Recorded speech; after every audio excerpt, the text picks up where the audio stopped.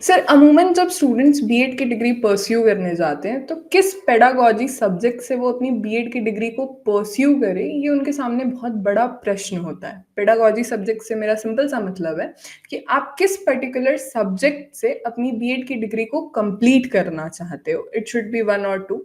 आपके पास एक पेडागॉजी होगी या दो होगी डिपेंडिंग ऑन द यूनिवर्सिटीज। तो ये कितना मैटर करता है कि किसी स्टूडेंट को किस पेडागॉजी सब्जेक्ट को सिलेक्ट करके अपनी बीएड की डिग्री को कंप्लीट करना चाहिए।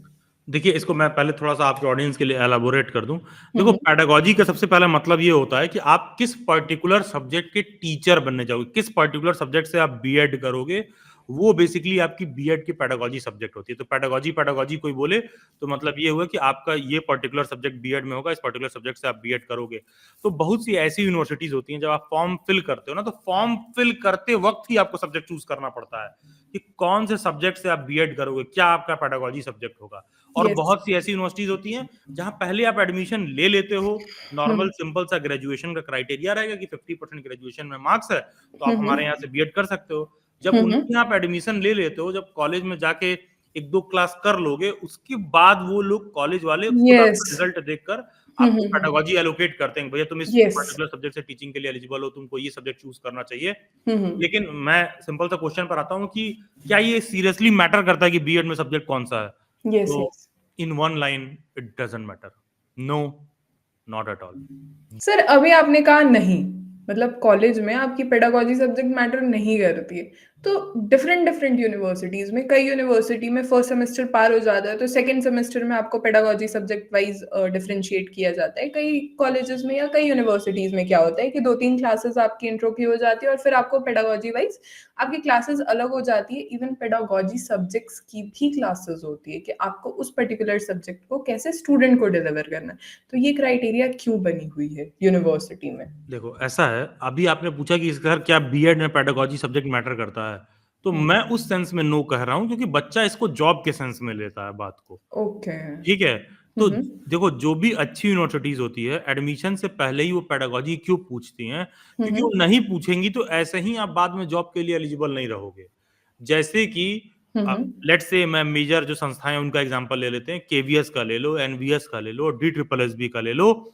सभी जगह ना जब आप फॉर्म फिल करते हो तो सब्जेक्ट कॉम्बिनेशन का क्राइटेरिया होता है कि भाई यस। ग्रेजुएशन में ये सब्जेक्ट पढ़ा होना चाहिए। मान लो आप सोशल साइंस के हो तो वो बोल देगा कि हिस्ट्री मेजर है तो साथ में कोई एक ऐसा सब्जेक्ट हो हम्म। सोशल साइंस का और आपने पढ़ रखा हो, economics, geography, political science, psychology, sociology में से कुछ और पढ़ रखा हो। उसी तरह यस। मान लो आप साइंस के हो तो वो हम्म। आपको बोल देगा कि चलो भाई तुमने बॉटनी पढ़ रखा है तो जूलॉजी, फिजिक्स, केमिस्ट्री सब में से कोई भी एक सब्जेक्ट ऐसा हो किसी एक सेमेस्टर में भी आपने एज अ सेकंड सब्जेक्ट के तौर पर पढ़ रखा हो, तब आप उस पर्टिकुलर सब्जेक्ट की टीचिंग जॉब के लिए अप्लाई कर सकते हो।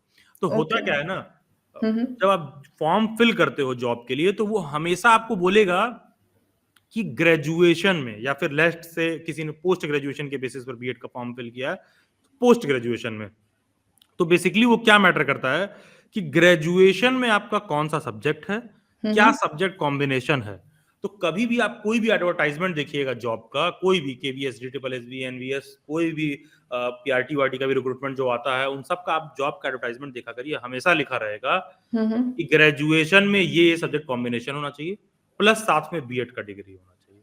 ठीक है, उसमें ये नहीं बोलेगा, जॉब एडवर्टाइजमेंट में कभी ये नहीं बोलता है कि बीएड में कौन सा सब्जेक्ट। तो ओके। फॉर्म फिल करते समय यूनिवर्सिटी क्यों बोलती है कि आपका पेडागोजी सब्जेक्ट क्या है, क्योंकि वो उतना मिनिमम क्राइटेरिया पहले ही चेक कर लेते हैं, अदरवाइज आप बीएड करो ही मत। तो जो भी अच्छी यूनिवर्सिटीज है वो पहले ही चेक कर लेती हैं कि एक मिनिमम दो चार सब्जेक्ट का ऐसा कॉम्बिनेशन फुलफिल होना चाहिए, क्योंकि नहीं फुलफिल होगा तो फ्यूचर में जब ये जॉब के लिए अप्लाई करेगा तो एलिजिबल नहीं रह जाएगा। ठीक है, तो जैसे मान लीजिए बहुत सी ऐसी यूनिवर्सिटीज होती हैं, वो पहले एडमिशन ले लेती हैं, फिर बाद में पता चलेगा पेडागोजी सब्जेक्ट एलोकेट करेंगे। जैसे मान लीजिए कोई बच्चा बीबीए करके आया हो, बिजनेस वाला करके कोर्स करके आया हो, yes. Bachelor of business administration, कोई बीसीए करके आया हो, बैचलर ऑफ कंप्यूटर एप्लीकेशन, तो उसका जो है टीचिंग वाले सब्जेक्ट से क्या लेना देना है, डायरेक्टली तो लेना देना है नहीं स्कूल लेवल पर। नहीं। वो बच्चे को भी वो लोग बीएड में एडमिशन दे देते हैं। तो होता क्या है कि फिर स्कूल वाले देख, मतलब जो भी जिस भी बीएड की यूनिवर्सिटी में वो एडमिशन लेगा या कॉलेज में एडमिशन लेगा, कॉलेज वाले देखते हैं कि यार सब्जेक्ट कॉम्बिनेशन क्या क्या बैठ रहा है, लैंग्वेज में उसने कभी हो सकता है इंग्लिश पढ़ा हो, हिंदी पढ़ा हो, तो कुछ उस तरह का उसका पेडागोजी सब्जेक्ट एलोकेट कर देते हैं। लेकिन देखो एलोकेट करके बीएड की डिग्री चाहे दे दें, लेकिन जब बाद में वो जॉब के लिए फॉर्म फिल करेगा ना, उसको हर जगह सब्जेक्ट कॉम्बिनेशन में दिक्कत होता है, और उसके बैच के बाकी के लोग जो है तमाम सारा फॉर्म फिल करने के लिए एलिजिबल रहेंगे, उसकी एलिजिबिलिटी क्राइटेरिया पे हर जगह क्वेश्चन मार्क लगा रहेगा, वो बीएड की डिग्री चाहे ले लिया हो। तो इस केस में क्या बेटर रहता है कि भैया बीएड में एडमिशन से पहले ही आपका सब्जेक्ट कॉम्बिनेशन वाला मैटर थोड़ा सा सुलझा रहेगा, तभी आप टीचिंग जॉब में अप्लाई करोगे तो आपका होगा। लेकिन एज फार एज बीएड करते समय ना पेडागोजी सब्जेक्ट मैटर नहीं करता, क्योंकि बीएड में मान लो आपका एडमिशन हो गया और लेट्स से कि एक सेमेस्टर में या एक ईयर में आपको ये लोग 6 सब्जेक्ट पढ़ा रहे हैं, तो 6 में ना जो 5 सब्जेक्ट होता है वो सभी बच्चों का कॉमन ही होता है। सिर्फ एक सब्जेक्ट ऐसा रहेगा जिस भी पर्टिकुलर पेडागोजी के आप रहोगे, उस पर्टिकुलर पेडागोजी का अलग से क्लास होगा कि उस पर्टिकुलर क्लास में कैसे पढ़ाते हैं। जैसे मान लीजिए मैं सोशल साइंस की पेडागोजी का हूं, तो मुझे दिखाया समझाया जाएगा कि सोशल साइंस की क्लास को कैसे हैंडल करना है। जो साइंस वाला बच्चा होगा उसको दिखाया जाएगा कि साइंस की क्लास को कैसे हैंडल करना है। ऐसे ही लैंग्वेज वाले के लिए, ऐसे ही कॉमर्स वाले के लिए, ठीक है, आर्ट साइंस ह्यूमैनिटी सबके अलग अलग पेडागोजी का जो भी कॉम्बिनेशन बैठा हुआ है उस हिसाब से उसको सिखाते हैं किस तरह तुमको क्लास हैंडल करना है। तो बीएड में ना एडमिशन लेते समय बस उतना ही मैटर करता है, बाद में ना वो सब्जेक्ट कॉम्बिनेशन वाली बात इसलिए उठती है, कहीं भी आप जॉब के लिए अप्लाई करोगे ना, ध्यान दीजिए, कहीं भी जॉब के लिए आप अप्लाई करोगे तो बीएड में कौन सा सब्जेक्ट है, बीएड में कौन सी पेडागोजी है, नहीं पूछता है, नहीं मैटर करता है। हाँ, इसमें एक दो संस्थाएं हैं एक्सेप्शन के तौर पर, जहां ये भी पूछता है कि बीएड में कौन सा सब्जेक्ट है। वो यस। एक्सट्रीम एक्सेप्शन है। अदरवाइज कहीं भी जॉब एप्लीकेशन में ये नहीं पूछेगा कि बीएड में आपका कौन सा सब्जेक्ट है। वो हमेशा बोलेगा कि ग्रेजुएशन में कौन सा सब्जेक्ट है, पोस्ट ग्रेजुएशन में कौन सा सब्जेक्ट है। तो वहाँ ग्रेजुएशन पोस्ट ग्रेजुएशन का सब्जेक्ट वो पूछते हैं कभी भी जॉब में अप्लाई करने के लिए, और प्लस साथ में बीएड का डिग्री आपका होना चाहिए। हाँ, संस्थाएं इसलिए पूछती हैं क्योंकि भैया फ्यूचर में आप जॉब वॉब के लिए अप्लाई करोगे तो आपको दिक्कत होगा, क्योंकि संस्थाएं इस बात का मॉरल रिस्पॉन्सिबिलिटी भी देती हैं कि हम तुमको टीचर बना रहे हैं, समाज में तुमको अच्छे लेवल पे कंट्रीब्यूट करना है, तुम एलिजिबल ही नहीं हो, तुम अपने नौकरी के चक्कर में 50 लोगों का और भविष्य खराब कर रहे हो। तो वो लोग करते हैं कि आप पेडागोजी बेसिकली कंफर्म कर लेते हैं। तो एडमिशन लेते समय बच्चे का ये कंसर्न और क्राइटेरिया होना चाहिए कि किसी तरह वो देखे कौन से सब्जेक्ट कॉम्बिनेशन के हिसाब से अच्छी यूनिवर्सिटी में उसका कॉम्बिनेशन बैठ रहा है और वो क्या उसमें जाके उस सब्जेक्ट के बेसिस पर एडमिशन ले सकता है। तो एडमिशन लेते समय वो इस बात को लेकर परेशान ना हो कि मेरा बीएड में सब्जेक्ट क्या है, क्योंकि बीएड का सब्जेक्ट का जॉब एप्लीकेशन में कहीं से रोल नहीं है। जॉब एप्लीकेशन में केवल और केवल आपके ग्रेजुएशन और पोस्ट ग्रेजुएशन के रिजल्ट का रोल है। वो पेडागोजी सब्जेक्ट कौन सा होना चाहिए उसकी महत्ता केवल और केवल एडमिशन प्रोसीजर तक ही है। और कोई यूनिवर्सिटी ऐसा है जहां पर पेडागोजी बाद में एलोकेट होता है, जैसे जितने भी स्टेट की यूनिवर्सिटीज होती हैं, आईपी वगैरह है, जो भी स्टेट रन यूनिवर्सिटीज हैं, उन लोगों में बाद में एलोकेट होता है पेडागोजी सब्जेक्ट। तो आपको कॉम्बिनेशन वगैरह देख के ही एलोकेट करते हैं, तो वो बस बीएड करने तक ही रहता है। जॉब एप्लीकेशन में आपका ग्रेजुएशन का क्राइटेरिया, पीजी क्राइटेरिया प्लस साथ में बीएड की डिग्री। अच्छा सर, एक बात बताइए, क्या सैलरी वाइज फर्क पड़ता है कि आपके पास कौन सी पेडागोजी है? यहाँ पे एक मैं छोटा सा एग्जांपल देती हूँ।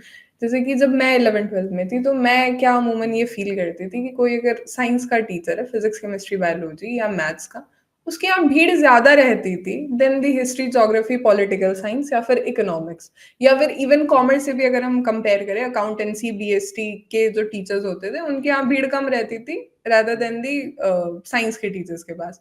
और अगर हम सदाबहार सब्जेक्ट्स की बात करें, इंग्लिश और हिंदी, हिंदी नहीं एग्जिस्ट करता है क्योंकि भारत में लोग मानते हैं कि हिंदी उन्हें आती है, लेकिन इंग्लिश के यहाँ ठीक है। तो ये कितना फर्क पड़ता है कि आपके पास कौन सी पेडागोजी है? देखो यार, देखो सबसे पहली बात तो ऐसा तो है नहीं कि अगर साइंस वाले टीचर के यहाँ ज्यादा भीड़ हो रहा है तो सोशल साइंस वाले बच्चे को मन किया तो साइंस पेडागोजी ले लिया बीएड करने के लिए। तो ये तो कर ही नहीं सकते हो ना, तो इस बात हाँ, पर बात करना भी बहुत बेतुकी बात है। और कोई अच्छा, बच्चा साइंस साइड का तो ऐसा तो है नहीं कि वो सोशल साइंस पेडागोजी से जाके बीएड कर लेगा। तो नहीं। अगेन इस बात पर बात करना बेतुकी बात है। तो अब जिस फील्ड से आपने ग्रेजुएशन कर रखा है उसको तुमने ऑलरेडी कर ही लिया है, तो अब उसमें कुछ बचा नहीं है। अब बच्चे आए चाहे ना आए, जिस पेडागोजी से आप एलिजिबल हो आपको करना बीएड उसी में है।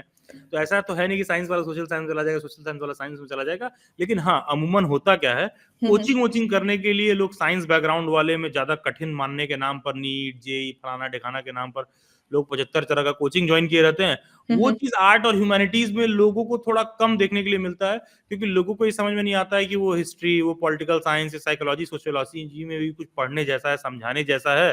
और और होता क्या है कि टीचर्स भी वैसे नहीं अवेलेबल है कि पॉलिटिकल साइंस या हिस्ट्री को जिस तरह समझाएं कि बच्चे को पढ़ के एकदम मजा आ जाए। तो यस, सो ट्रू। हाँ, हाँ, तो वो भी उस तरह से पढ़ाते हैं। तो हाँ, हाँ। जो भी इस तरह के टीचर्स हैं, वहां पर आप देखोगे 11th-12th लेवल पर आपको डिमांड कम दिखेगा, लेकिन at the same time contrary to that कोई बच्चा अगर हायर सर्विसेज की तैयारी करता है, एसएससी की तैयारी कर रहे हो, बैंक की तैयारी कर रहे हो, यूपीएससी की तैयारी कर रहे हो, सोशल साइंस के टीचर्स होते हैं, उनका ज़्यादा डिमांड होता है। ठीक है? हाँ, ये साइंस बात के टीचर सही का है। तो वहाँ पे डिमांड कम नहीं रहता है। है। हाँ। तो सर यहाँ पे एक छोटा सवाल, क्या आप ये कहना चाह रहे हो कि जब आप अपने ग्रेजुएशन में एडमिशन लो और अगर आप सोच रहे हो कि आप एकेडमिक्स में आगे डिग्रियाँ परस्यू करोगे, तो उसी टाइम पे ये सारा गुणा भाग बैठा लो? कि आपको टेक्निकली होना यही चाहिए, लेकिन इंडिया में होता क्या है कि लोग कुछ नहीं कर पाते, सोचते बीएड करके चले टीचर बन लें, हाँ, तो इसीलिए सारा कन्फ्यूजन और प्रॉब्लम होता है। क्योंकि 12th के बाद बहुत कम लोग होते हैं जो कोई बच्चे को ऐसा मोटिवेशन हो कि हमको टीचर बनना हो। 12th तक के किसी स्टूडेंट में ये मोटिवेशन नहीं रहता अपने टीचर को देख कर कि मुझे टीचर बनना है। तो वो तो लोग बाद में जॉब डायनामिक्स के कारण सोचते हैं, तो यूजुअली तो होना यही चाहिए। okay, sir. So this will be all for this section. Thank you so much for your valuable words and time. It's really a pleasure talking to you, thank sir. You, Thank pleasure you. Talking to you Sharvani, thank you.